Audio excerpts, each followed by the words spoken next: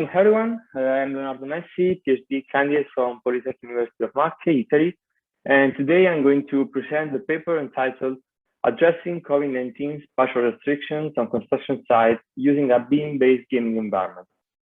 As said before by Professor Taser, this is the result of a collaboration between the Polytechnic University of Marche and the New York University, Abu Dhabi.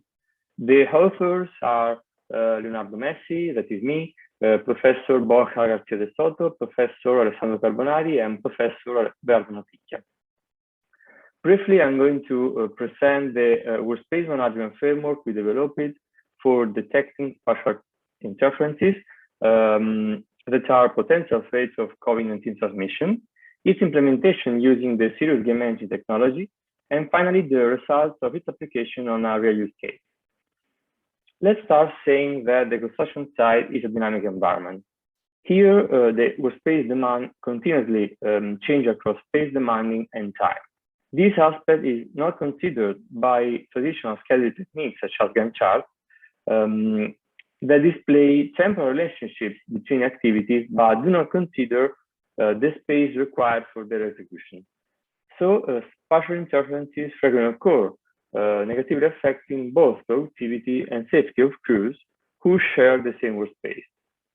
This problem is even more relevant during a sanitary emergency like the COVID-19 one, where also short interferences between moving crews represent a possible threat of COVID-19 transmission. To avoid interferences, the space must be considered during the work scheduling phase as a limited and renewable resource. This consideration is shared by many recent studies that propose different workspace taxonomies. We can classify these taxonomies into two main categories, object-based and process-based ones. Object-based taxonomies allocate workspaces to each building element under construction for very specific functions. The process-based taxonomies instead define workspaces considering the value added to the construction process by activities. In fact, many workspaces are related to all value-added activities, such as building a wall. Support workspaces instead are related to non-value-added activities, such as transferring laborers from A to B. Since crews moving in the construction site represent a relevant rate of COVID-19 transmission, transfer spaces must be considered for COVID-19 contact tracing by modeling crews' paths and the space they occupy. This contributes to the body of knowledge because only main workspaces have been practically implemented so far. Hence, with this study, we proposed a BIM-based spatial config simulator that considers both main and transfer workspaces for detecting possible threats of COVID-19 transmission, implicitly included in work schedules. To this purpose, we have defined our workspace management framework, that is this one, that includes the scheduling phase, highlighted in red, and the spatial config simulation phase, highlighted in blue. These two phases define a cycle.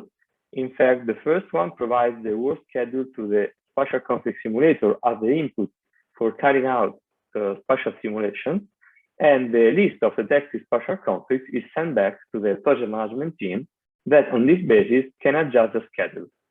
In this study, we focused on the spatial config simulator highlighted in blue in this slide, and we chose for its implementation the serious gaming technology, namely Unity 3D, because it's a powerful instrument for simulating the construction process and visualizing results. Exploiting the features of game engines, the 4D construction management tools commercially available can be overcome.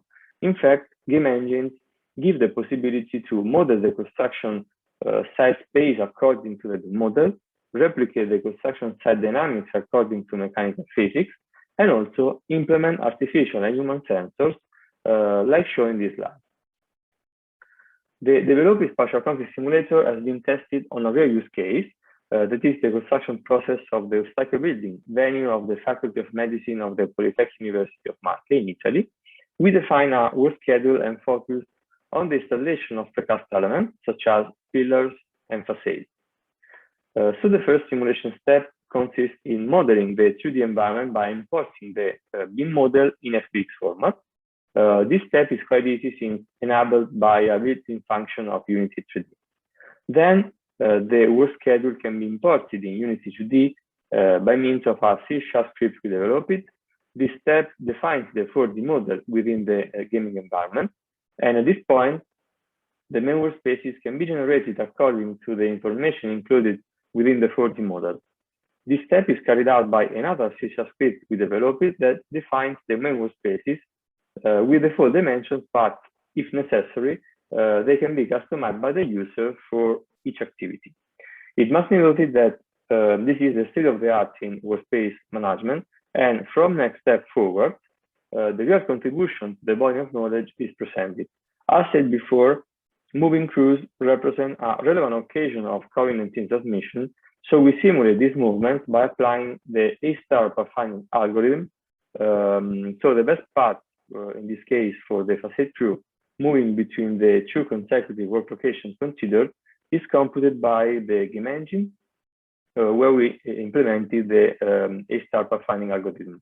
And the space occupied by the moving crew can be represented by a transfer space computed by another C# script we developed that adjusts the information given by the A-star pathfinding algorithm.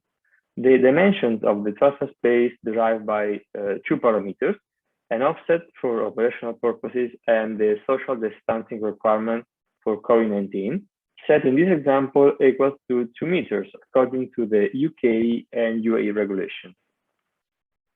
In this study, we have carried out 2 experiments. In both of them, we have considered 2 working days that are June 29th and 30th, and 2 activities that are the remotion of the shoring bars for the E-pillars alignment by the pillar crew, and the installation of the east and north facade by the facade crew. In the first experiment, called benchmark, only main workspaces are considered. In this case, only 2 spatial conflicts between the facades and pillars crew have been detected. In the second one, the contribution of the developed tool to the body of knowledge is stressed by considering both main and transfer spaces. And as a result, 1 spatial conflict more than the first scenario has been detected between the 2 crews, so 3 spatial conflicts in total.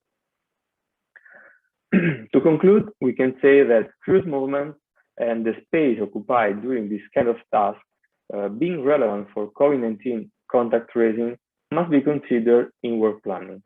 To this purpose, laborers, transfer spaces, defining literature can be applied. The proposed spatial conflict simulator described so far is one of the first implementation of transfer spaces, and so an early statistics can be provided. In fact, we can say that 33% more of spatial conflicts can be detected by considering also transfer spaces. So the work schedule can be refined, eliminating spatial conflicts that are possible threats of COVID-19 transmission. To conclude, we can say that further tests can be executed on a bigger sample, considering, for example, more than 2 days and 3 activities for confirming or eventually adjusting the provided statistics.